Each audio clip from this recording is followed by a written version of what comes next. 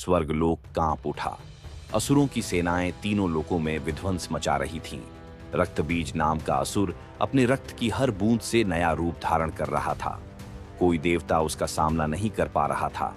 इंद्र, अग्नि, वरुण सभी परास्त होकर ब्रह्मा, विष्णु और महादेव के समक्ष पहुंचे।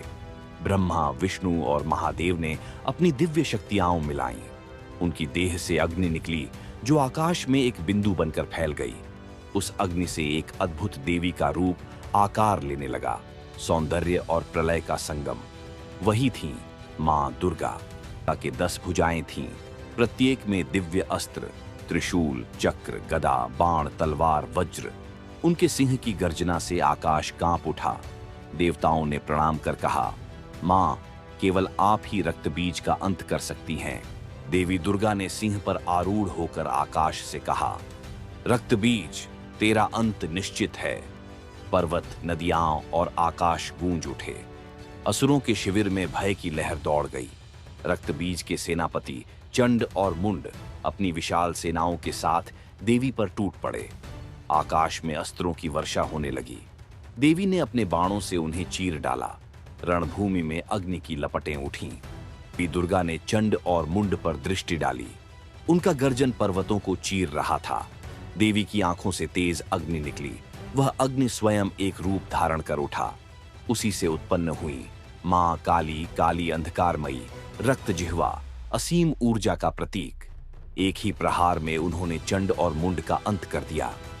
काली का रूप देख देवता भी थर्रा उठे। वह नग्न थीं, रक्त से लथपथ, हड्डियों की माला और हाथों की कमरबंद से सुसज्जित। उनकी हंसी से दिशाएं कांप उठीं और रणभूमि में मृत्यु का साया छा गया। काली के प्रकोप से घबराकर रक्तबीज स्वयं रणभूमि में उतरा। उसकी हंसी से धरती फटने लगी। हर बूंद खून से एक नया रक्तबीज जन्म लेता था। असुरों की भीड़ अनंत हो गई। देवी की सेना हताश होने लगी। देवताओं के हृदय में भय था। रक्तबीज को मारना असंभव था।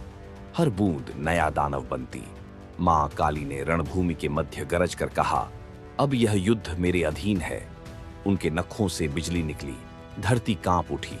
काली ने अपने खड्ग से प्रहार किया। रक्तबीज की देह फट पड़ी, परंतु हर बूंद से नया असुर उत्पन्न हुआ। रणभूमि में रक्त की वर्षा होने लगी। धरती लाल हो गई। आकाश से बिजली नहीं, रक्त बरस रहा था। प्रलय का ज्वार था।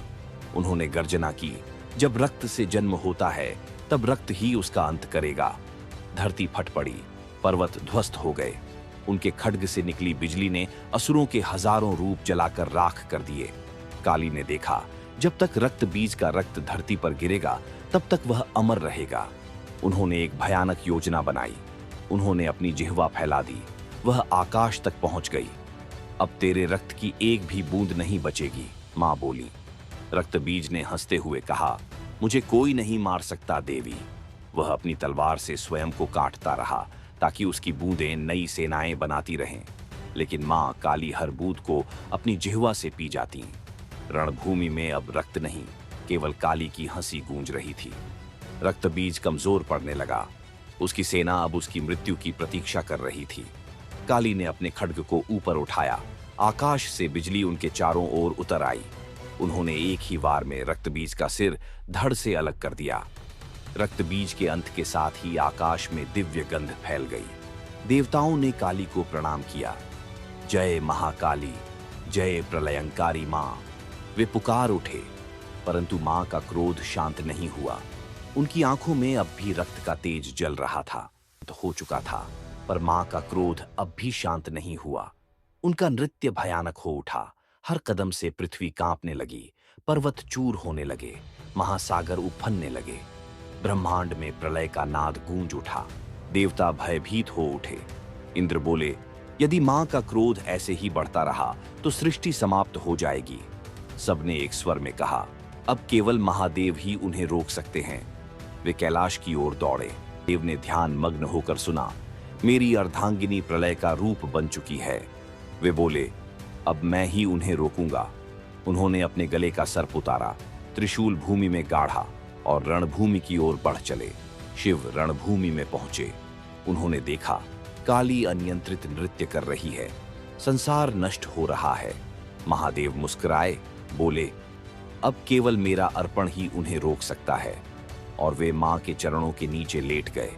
मां का पांव शिव के वक्ष पर पड़ा। क्षण भर में उनका क्रोध शांत हो गया। उन्होंने कांपते हुए अपनी जिह्वा बाहर निकाल ली। आंसू उनके नेत्रों से बहे। आकाश में प्रकाश फैल गया। प्रलय रुक गया। सृष्टि ने फिर से सांस ली। कृपया लाइक, फॉलो और शेयर करें। सानिध्य की ओर से आपको शुभकामनाएं।